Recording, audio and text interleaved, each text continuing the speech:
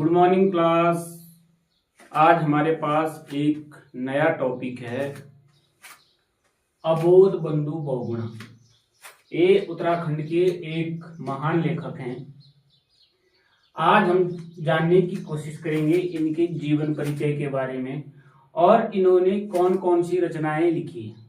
ठीक है, आप देखिएगा अबोध बंधु बहुगुणा जी का जीवन परिचय। इनका जन्म 15 जून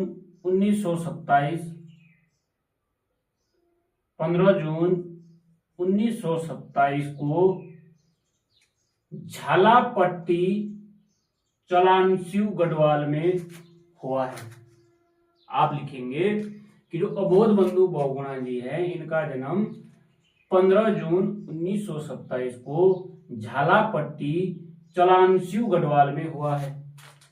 ठीक है, इनके पिता का नाम अम्बधर बहुगुणा जी है।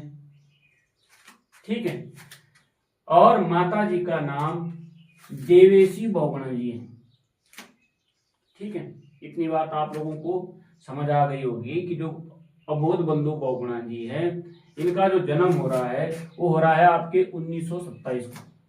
ठीक है, 15 जून 1927 को झालापट्टी चलानसिव गांव के गढ़वाल क्षेत्र में। ठीक है, पिता का नाम है अम्बधर बहुगुणा जी और माता का नाम है देवेशी बहुगुणा जी। ठीक है, आगे लिखेंगे आप लोग अम्बधर बहुगुणा जी की जो भाषा है जिसमें इन्होंने रचनाएं लिखी हैं, ये जो भाषा है इसमें लिखेंगे आप लोग भाषा में कौन कौन सी भाषा में इन्होंने अपना साहित्य लिखा है।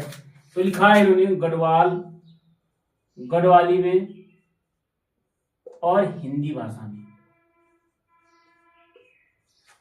ठीक है, गढ़वाली भाषा और हिंदी भाषा में इन्होंने अपना क्या लिखा है, साहित्य लिखा है। ठीक है, इनकी जो शैली है, लेखन शैली, इनकी जो शैली है इनकी व्यंग्य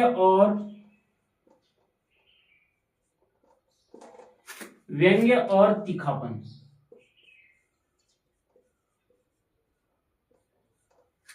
यानी जो इनकी जो रचनाएं देखने को मिलती हैं या जो जिस प्रकार की इन्होंने रचनाएं लिखी हैं, इन रचनाओं में इनके व्यंग्य और तीखापन देखने को मिलता है रचनाओं में।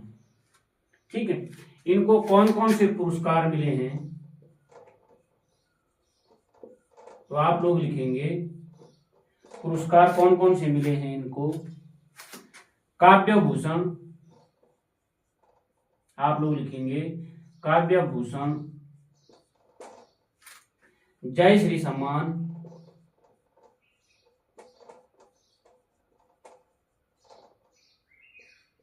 आदि ये इनको पुरस्कार मिले हैं। शैली इनकी किस भाषा में इन्होंने अपने साहित्य लिखे हैं, गढ़वाली और हिंदी में। शैली इनकी किस प्रकार की है, लेखन शैली, वो है व्यंग्य और तीखापन। ठीक है, और जो इनको पुरस्कार मिले हैं वो किस प्रकार के मिले हैं, काव्य भूषण और जय श्री सम्मान। ठीक है, आगे लिखेंगे आप लोग जो इनकी मृत्यु हुई है बहुगुणा जी की जो मृत्यु हुई है इनकी 2004 में। ठीक है, मृत्यु कब हुई है, 2004 में। और ये आपको याद ही होगा कि जन्म इनका कब हो रहा है इनका जन्म 15 जून 1927। ठीक है, 15 जून 1927 को इनका क्या हो रहा है, जन्म हो रहा है। ठीक है, आगे लिखेंगे इनकी प्रमुख रचनाएं बहुगुणा जी की। आप लोग लिखेंगे प्रमुख रचनाएं। कौन कौन सी रचनाएं लिखी इन्होंने, प्रमुख रचनाएं।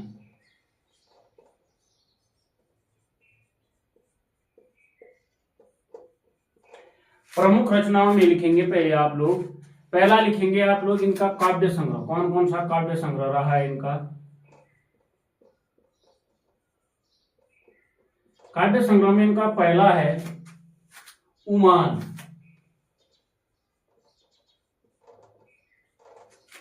एक काव्य संग्रह इनका कौन सा है? उमाल।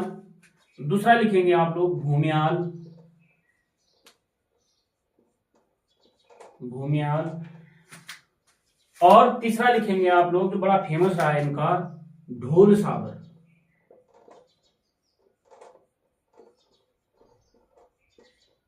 ढोल सागर। और जो चौथा है इनका, वो है इनका गगास। तो ये इनके क्या हैं? काव्य संग्रह। इनके 4 काव्य संग्रह हमको देखने को मिलते हैं मिनिमम, उमाल, भूमियाल, ढोल सागर और आपका गगास। ठीक है। अन्य रचनाओं में लिखेंगे आप लोग, अन्य रचनाओं में लिखेंगे आप लोग जो इनकी अन्य रचनाएं हैं,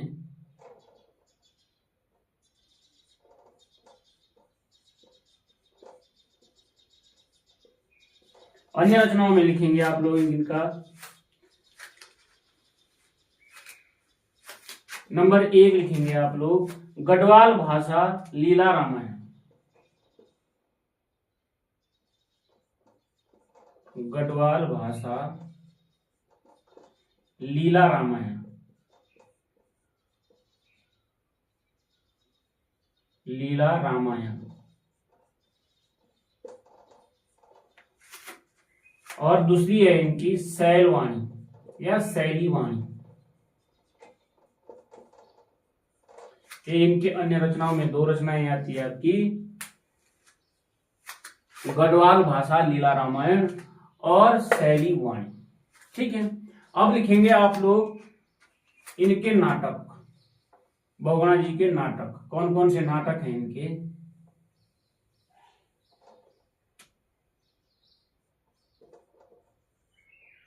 इनके नाटकों में लिखेंगे आप लोग, पहला लिखेंगे आप लोग अंतिमगढ़। एक इनका नाटक है अंतिमगढ़। ठीक है। दूसरा लिखेंगे आप लोग माइका लाल। माइका लाल। ठीक है। तीसरा लिखेंगे आप लोग गांव की हरियाली। गांव की हरियाली।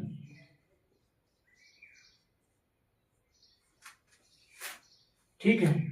और तीसरा लिखेंगे आप लोग डूबता गांव। डूबता हुआ गांव।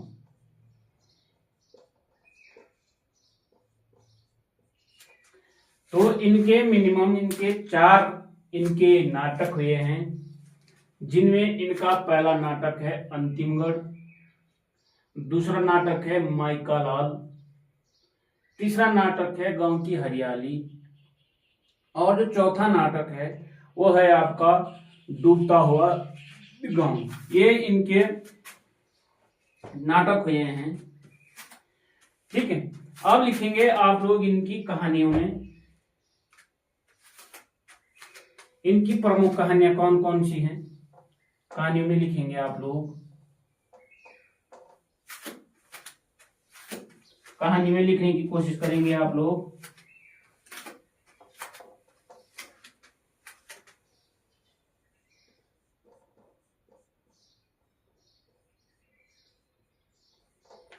कहानी में आप लोग लिखेंगे, एक कहानी है इनकी विज्ञान भाषा। विज्ञान भाषा। ठीक है। एक कहानी कौन सी इनकी? विज्ञान भाषा। दूसरी कहानी इनकी गढ़वाली व्याकरण का दर्शन।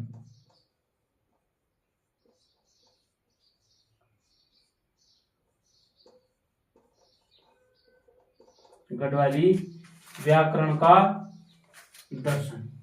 तो ये इनकी मुख्य 2 कहानियां हैं। एक है आपके पास विज्ञान भाषा, दूसरी है गढ़वाली व्याकरण का दर्शन।